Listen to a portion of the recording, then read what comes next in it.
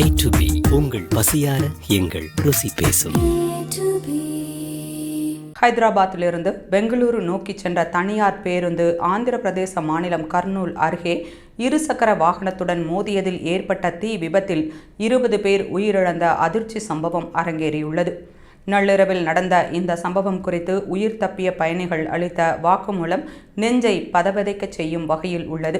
Kaveri travels நிறுவனத்திற்கு சொந்தமான இந்த பேருந்து 39 பயணிகள் மற்றும் 2 ஓட்டுநர்களுடன் பெங்களூரு நோக்கி சென்றது.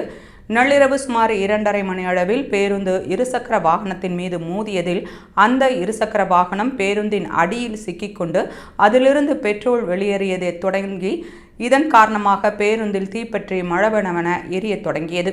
பேருந்தில் தீ பிடித்ததை கண்ட பயணிகள் 2 கூச்சலிட்டதால் பிற பயணிகள் விழித்தனர். முகப்பு கதவை திறக்க முயன்ற போது அது திறக்க முடியாததால் எமர்ஜென்சி ஜன்னலை உடைத்து கீழே குதித்து 19 பேர் உயிர் தப்பினர்.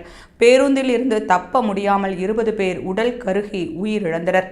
பேருந்தில் இருந்து தப்பிய பயணியான ஜெயந்த் குஷ்வாஹா கூறுகையில், தீ பிடித்த சமயத்தில் கதவுகள் வெளிப்புறம் பூட்டப்பட்டிருந்தன.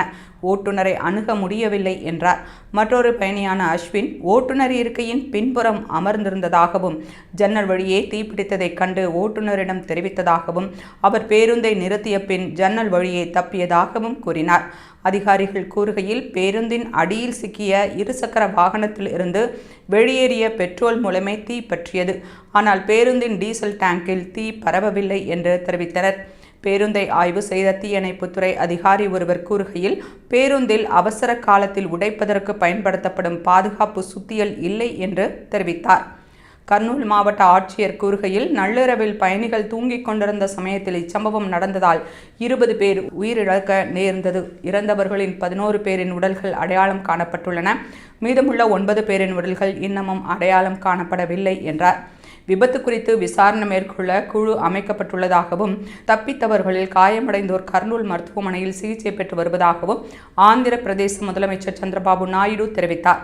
சம்பவம் தொடர்பாக குடியரசுத் தலைவர் திரௌபதி முர்மு, பிரதமர் மோடி உள்ளிட்டோர் இரங்கல் தெரிவித்துள்ளனர்.